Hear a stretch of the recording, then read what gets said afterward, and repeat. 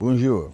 This is Antonio Fargas from the series Starsky and Hutch, and you're watching Rive 54. Bonjour, c'est Danny Boone et vous regardez Rive 54. De l'autre, bonjour, c'est Gérard Rive, vous regardez Rive 54. C'est Jean Dujardin pour Rive 54. Rive 54. C'est Rive 54. C'est Rive Ou 45. Bonjour et bienvenue dans Vue sur Rive 54. Dans les années 70, l'une des meilleures séries policières était sans doute Starsky et Hutch, avec notamment Huggy, les bons tuyaux. En 2006, nous avions eu la chance de rencontrer son interprète, Antonio Fargas. And I've just been fortunate to have been in a lot of movies that were at the beginning of a genres, and Shaft was the first time a black man was like a detective in a movie. Mm-hmm. And Richard Roundtree played Shaft, and I played a character, a street guy, and it was almost the beginning of the kind of characters that I would play in television, because certainly Huggy Bear was a street guy, and I was a character actor. And I just think this whole police genre started becoming popular, and certainly in television culminated with Starsky and Hutch being two odd couple of guys, a blonde guy, dark-haired guy, and taking law into their own hands, but also as cops. Would you say that Starsky and Hutch on television was the same, maybe is it a big word, a revolution for the TV series? Because you had Kojak, Columbo, which were not the same policemen, I would say. Yeah, I think Starsky and Hutch was a first in a lot of ways, but I think the main thing was that it was two guys, two buddies, who cared about each other. So it was about relationships. It wasn't just about being policemen, and they were two cool guys. And the first time they also was that a car was involved. So you had a cool guy, two cool guys, a car, and a street guy named Huggy Bear, and a captain. First time there was a black captain who was in charge of two white policemen. So it was revolutionary in a lot of ways. How did you feel with your character too? Well, it was the first time where my character was like a guy who was like a police informer, a tipster. And the police, real police, really use a lot of people like that in the street guys who tell them what was going on. So in a way they were drawing from real experiences, as well as the fact that it was television, and it was, they took a lot of license, but at the same time, because it was a story about people, you know, bad guys, good guys, and also guys caring about each other, and also under the law, with the police involved.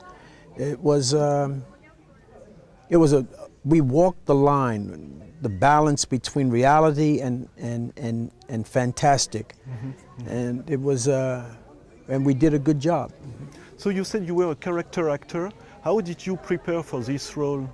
Meeting people, or? I think being a character actor, I prepared by all the interesting people to me were the pimps and the street people and the gays, and all of those were interesting. The straight man, the leading man, wasn't something that I was interested in, and I liked strange people, and so I did my history by watching people all my life, and especially when I became an actor, I started watching the people who were interesting to me.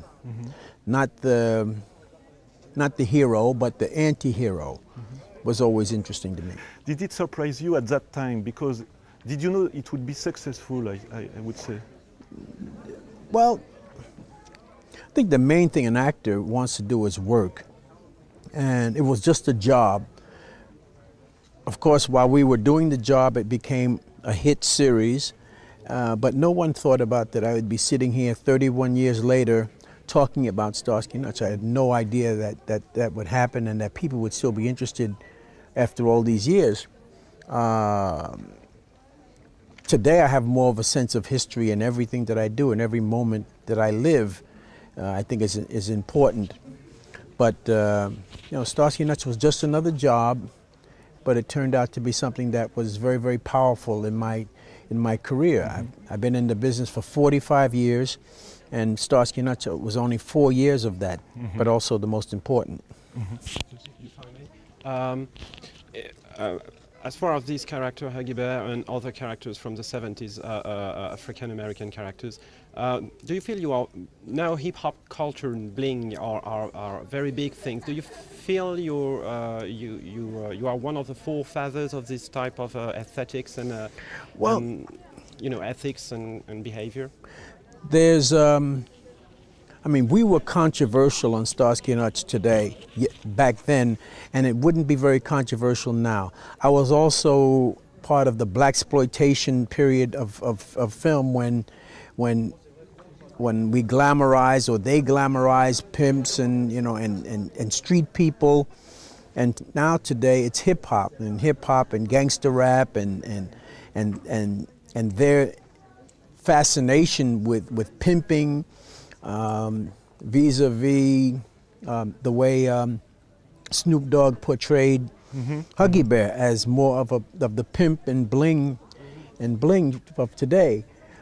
So I think the gangster rap and hip hop people are the cutting edge of being edgy today, and we were edgy before. And yes, I feel people laid it down for me. The actors who came before me made it better for me, and I think so I'm I would call now one of the young pioneers in the business, because I made it easier for Denzel and all these people who came afterwards, and the Wesley Snipes and the Samuel Jacksons and all of that, because I was there before then.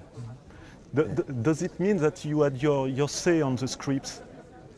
If you had something that you didn't like about your character, saying no? The thing is that these white directors and white producers and writers and some of the people who created some of these things, they had no expertise on these characters. I did the research through my culture and also through my art to be able to take the street character that I saw and put him into, and for me to become Huggy Bear or the guy in across 110th Street, and to make it real. So they couldn't tell me how to act black or to act cool or to act hip. I had to have some knowledge of it and also using my craft to make it happen. Bonjour, c'est Danny Boone et vous regardez Rive 54. De l'autre, Bonjour, c'est Gérard Gignot, vous regardez Rive 54. c'est Jean Dujardin pour Rive 54. Rive 54. C'est Rive 54. C'est Rive Ou 45.